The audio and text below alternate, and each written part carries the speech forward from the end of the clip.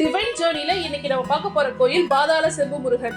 நான் சொன்னதுலயே உங்களுக்கு தெரிஞ்சிருக்கும் முருகன் இங்க பாதாளத்துல இருக்காருன்னு. அட ஆமாங்க, இந்த கோயிலோட கருவறை பூமிக்கு அடியில 16 அடி ஆழத்துல தாங்க இருக்கு. இந்த கோயில் எங்க இருக்கு, இந்த கோயிலோட சிறப்புகள், இதை எல்லாத்தையும் இந்த வீடியோ மூலம் உங்களுக்கு சொல்றேன். வீடியோவை ஸ்கிப் பண்ணாம கடைசி வரைக்கும் பாருங்க. திண்டுக்கல்ல இருந்து பழனிக்கு போற வழியில ரெட்டியார்சத்திரம் அருகே ராமலிங்கப்பட்டி என்ற கிராமத்துல தாங்க இந்த கோயில் அமைஞ்சிருக்கு. எக்ஸாக்டா சொல்லணும்னா திண்டுக்கல் ஒட்டன்சத்திரத்துல இருந்து 18 கிலோமீட்டர் தாங்க. இந்த கோயில்ல இருக்க முருகர் பாதாளத்தில் செம்பு உலோகத்தினால் ஆனவர். அதனாலதான் இவருக்கு பாதாள செம்பு முருகர் என்ற பெயரும் ஏற்பட்டதாம். வாங்க கோயிலுக்குள்ள போகலாம். கோயில் உள்ள நுழையும் போதே இடது பக்கமா 15 அடி உயரத்துல காவல் தெய்வமான சங்கிலி கருப்பசாமி கம்பீரமா காட்சியளிப்பாரு. உலகத்திலேயே முருகன் கோயில்ல சங்கிலி கருப்பனோட சிலை இருப்பது இங்க மட்டும்தான். 15 அடி உயரம் கொண்ட இந்த சங்கிலி கருப்பன் சிலை ஒரே கல்லில் செய்யப்பட்டது. சங்கிலி கருப்பனை வழிபட்டதுக்கு அப்புறம் வலது பக்கமா பார்த்தோம்னா ஒரு குளம் இருக்கும். அந்த குளத்துக்குள்ள தண்ணீர்ல தான் ஜலகண்டேஸ்வரர் காட்சியளிப்பாரு. இந்த குளத்தோட பெயர் என்னன்னா ஜலகண்டேஸ்வரர் மூலஸ்தான குளம். ஜலகண்டேஸ்வரர் வழிபட்டதுக்கு அப்புறம் கோயிலுக்குள்ள நேரா போனோம்னா அங்க காலபைரவர் இருப்பாரு. காலபைரவரை தாண்டி 16 அடி ஆழத்துல உள்ள முருகனை பார்க்கணும்னா 18 படி கீழிறங்கி சென்றால் மட்டுமே செம்பு உலோகத்தால் செய்யப்பட்ட பாதாள செம்பு முருகரை நாம காண முடியும். இந்த கோயிலோட தல வரலாறு என்னன்னா, பழனி முருகன் கோயில்ல இருக்க நவபாஷண சிலையை உருவாக்கிய போகர் சித்தரின் மறு உருவமான திருக்கோவிலூர் சித்தர் தான் 650 வருஷத்துக்கு முன்னாடியே பழனியில இருந்து 50 கிலோமீட்டர் தொலைவில் உள்ள இந்த ராமலிங்கப்பட்டி கிராமத்துல தான் வசித்து வந்தாராம். 1.5 அடி உயரத்தில் முருகன் சிலைய செம்பு உலோகத்தினால் செய்து பாதாள அறையில பிரதிஷ்டை செய்து பூஜித்து வந்ததாக சொல்லப்படுது. நாளடைவில் வழிபாடு இன்று போன இந்த கோயில சில நூற்றாண்டுகளுக்கு பிறகு ராமநாதபுரம் சமஸ்தானத்தில் மன்னராக இருந்த பாஸ்கர சேதுபதியின் வம்சாவளியை சேர்ந்த கந்தமாறன் தான் மீண்டும் பூஜைகளை நடைபெற செய்தாராம். பாதாள கருவறையில் இருக்கும் செம்பு முருகன் நின்ற கோலத்தில் காட்சியளிப்பாரு.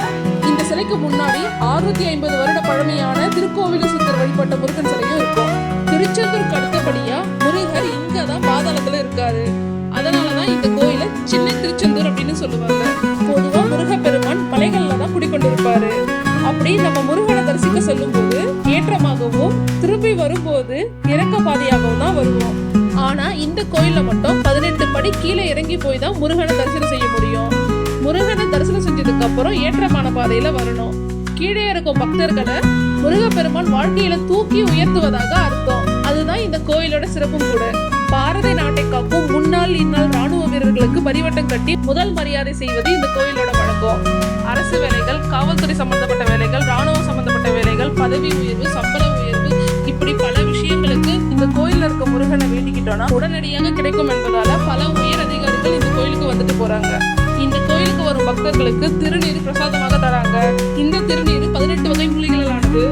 இது பலவிதமான நோய்களை தீர்க்கும் என்பது நம்பிக்கை. இந்த கோயிலோட முக்கிய சிறப்பு என்னன்னா கருங்காலி மாலை. இந்த கருங்காலி மாலையை முருகனோட பாதத்துல வைத்து பூஜை செஞ்சுட்டு கழுத்துல போட்டுக்கிறாங்க.